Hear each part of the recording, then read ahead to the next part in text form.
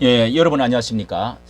이 국힘당에서 3주 만에 공백을 메우면서 이 비대위원장, 항우여 비대위원장이 취임사를 하면서요, 혁신이 먼저냐, 아니면 보수 정체식이 먼저냐, 이 각 언론들마다 발표를 하면서 이걸 어떤 데는 앞세우고 어떤 데는 저걸 앞세우고 하는데, 자, 이것이 또 초미의 관심이기도 한데요. 그 한번 내용을 보면서, 자, 이렇게 먼저 여기에 매체는요, 재창당 수준을 넘어서 혁신을 추진하겠다, 먼저 이렇게 밝혔다고 하면서요, 혁신 방향과 함께 이 성경 말씀을 인용하면서 소금이 맛을 잃으면 쓸데가 없이 밖에 던져서 버려진다, 이러면서 보수 정당의 정체성을 강화하겠다. 자, 이런 것도 또 이렇게, 자, 그러면서 국민의 눈높이 이런 것에 대해서도 당원들과 국민의 눈높이를 철저히 하겠다 하는 것도 밝히고요.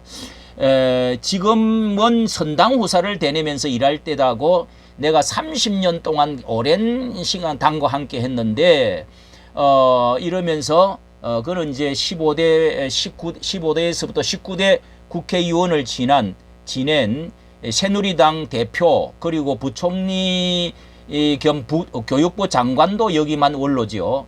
그러면서 4월 10일 지난 총선 패배 후에 한동훈 전 위원장이 사퇴한 주 3주 만에 이제 이 공백을 리더십 메웠는데요. 이 보수의 가치를 당 혁신의 중심에 두겠다, 이렇게 강조를 했습니다. 국민의힘은 자유민주, 예, 항 위원장은, 자, 이것을 아주 중요시한 것 같습니다. 예, 국민의힘은 자유민주 공화국인 대한민국을 이룩한 위대한 정당이라면서 보수 가치를 악화, 훼손해 사이비 보수로 변질되게 해서는 안 된다. 이런 유혹이 보수 정당을 지지하는 국민을 혼란하게 하고 분열시킬 뿐이라고 그렇게 지금 말을 했습니다. 자, 이게 중점인 자신의 심정 같은데요. 그러면서 당원과 국민의 목소리만이 제가 이끄는 비대위의 나침판이 될 것이다. 자, 이게 당원 국민의 목소리가 어느 쪽에서 듣느냐에 따라서 완전히 다른데, 과연 보수의 정체성은 그 안 내부로 보면은 이것이 큰 소리죠. 새로 구성되는 비대위의 임기가 6개월이지만은 이렇게 전당대회 준비에 만전을 기할 것이라고 하면서 관리와 핵심을 구분하지 않고 당헌 당규에 따라 주어지는 당무를 수행하겠다, 이렇게 말했는데요. 자, 그리고 화급 반민생 초미의 관심사인 단 혁신도 소홀하지 않겠다. 그리고 국민이 됐다고 할 때까지 쇄신하겠다, 이렇게 함께 말을 덧붙였습니다. 요게 이제 더욱이 어떤 것은 중수청, 그러니까 중도, 수도권, 청년, 자, 이게 잡기가 가지로 떠오른 가운데 보수 정책 색채를 강화하는 데 대한 우려도 이렇게 나왔다, 이렇게 지금 밝히고 있는데요. 자, 여기에 보니까 이 윤상현 의원이 여기에 대해서 앞장서서 치고 나오면서 비판하기를, 자, 이렇게 윤상현 의원은 이렇게 지금 비판을 했습니다. 여기에 윤상현 의원이 말하는 것은요, 이 비상대 심사위에서 보수정당으로서의 정체성을 확고히 하겠다고 한 데에 대해서 마치 강서구청장 보궐선거 때 참패 이후에 인용한 혁신위원장이 통합을 얘기한 것 같다 하면 비판하면서요, 항우여 비대위원장이 취임에 정체성 강화를 얘기했다. 요거는 혁신위원장도 혁신할 때라고 이야기했어야 했고, 또 항우여 비대위원장도 지금은 뭐 통합이니 뭐니 보다도 지금은 혁신과 변화의 시간이라고 말해야 했다, 이렇게 강조를 하면서 또 거듭된 참패에도 불구하고 아무 일이 없었다는 듯이 가는 거는 다른 참패를 부르는 것이라, 이렇게 하면서 혁신의 시간, 변화의 시간이라고 강조를 하면서 비판을 했네요. 자, 이렇게 이 정체성에 대한 강조를 하니까 이거를 또다시 비판을 했는데요.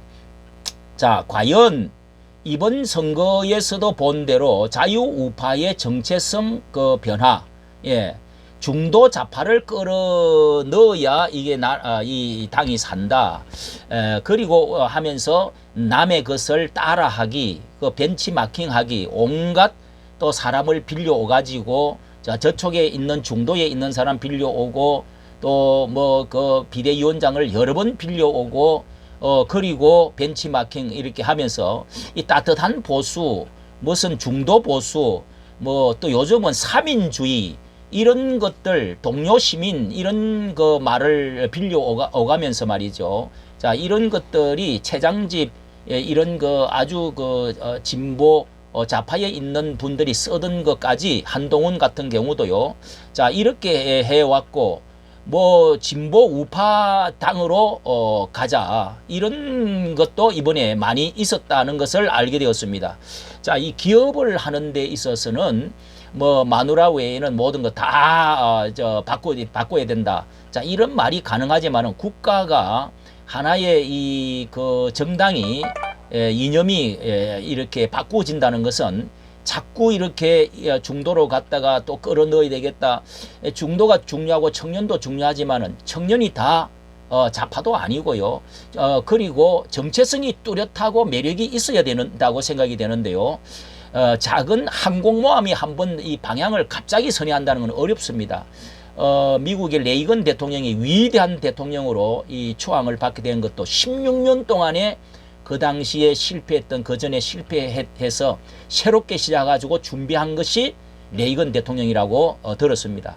정말 그 작은 뭐 이렇게 상선배라든지 이런 것은 방향 바꾸기가 뭐 쉽지만은 정말 이번에 이 윤 의원도 박근혜 때에서는 박근혜 대통령 때에는 뭐 정말 그 누님 해가면서 얼마나 또 그쪽으로 있었던 사람이 또 강화문에도 이렇게 적극적으로 나와가지고 함께 했던 이런 분이었습니다.